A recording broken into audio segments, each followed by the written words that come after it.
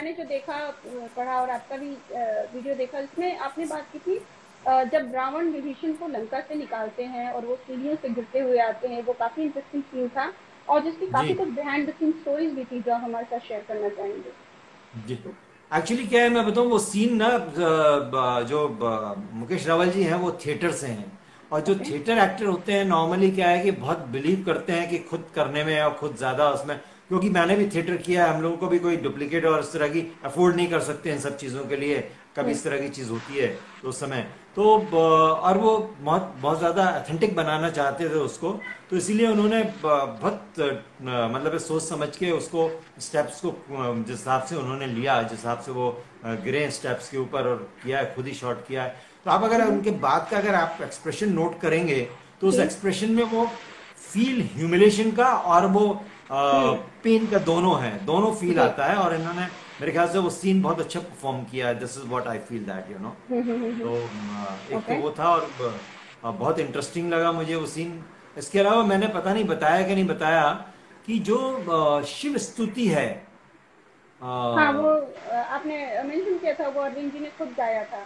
जी जी, खुद गाई, खुद हाँ हाँ, गाई वो थी, आपने है ना। बताया था क्योंकि आपने। अभी मैं कोई वीडियो देख रहा था जी। कि मेरे ख्याल से शायद देवों के देव महादेव देख रहा था।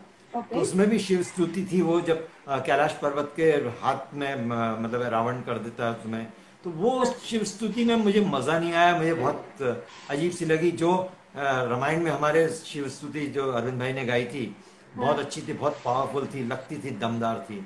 तो इसलिए मैंने कहा कि पता नहीं मैंने बताया कि नहीं बताया, पर मैं ये बताना चाहता था कि मतलब है कि अरविंद भाई ने खुद गाई थी वो शिव स्तुति।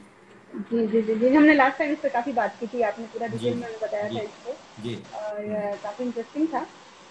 इसके अलावा जो आपने एक चीज और बहुत इंटरेस्टिंग शेयर किया जिसके बारे में मुझे जानना है, सारे फैंस को भी, कि जो रावण यानी कि अरविंद जी थे, उनको केवट का रोल करना था और उनको मिल गया रावण का रोल। ये कैसे हाँ, हुआ? एक्चुअली क्या है, मैं बताऊं कि वो जो बालधुरी साहब जिन्होंने दशरथ का रोल किया है जी। वो अरविंद भाई प्ले करते थे साथ में। ओके। तो कौशल्या के रोल के लिए उनकी वाइफ का सिलेक्शन हो गया था। तो दशरथ की बात चल रही थी, तो दशरथ के लिए वो आए थे वहां पे। जब आए थे अपनी वाइफ को छोड़ने के लिए, तब सागर साहब ने उनको देखा तो उनकी पर्सनालिटी, उनके फेस पे जो चमक थी दिखी, तो उन्होंने दशरथ के लिए उन्हें फाइनल किया। तो ऐसी बातों बातों में पता लगा कि और भी इस तरह के कई रोल हैं जो करने के लिए।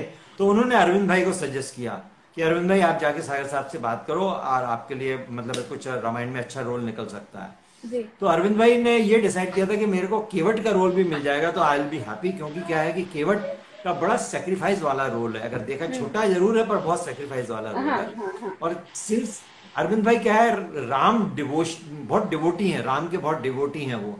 और जी। मैंने बताया कि नहीं बताया, उन्होंने गांव में ना करीब करीब 7-8 फीट की ऊंची राम जी की मूर्ति बनाई हुई है। और ओ।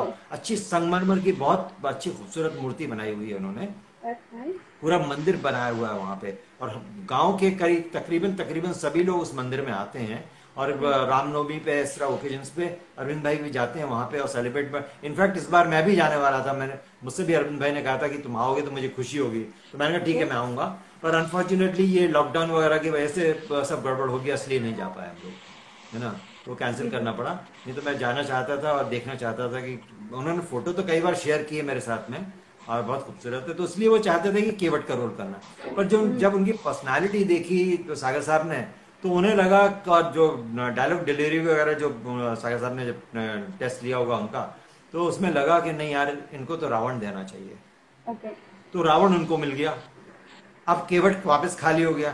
तो केवट के लिए जो अरविंद भाई के बड़े भाई हैं उपेंद्र जी त्रिवेदी।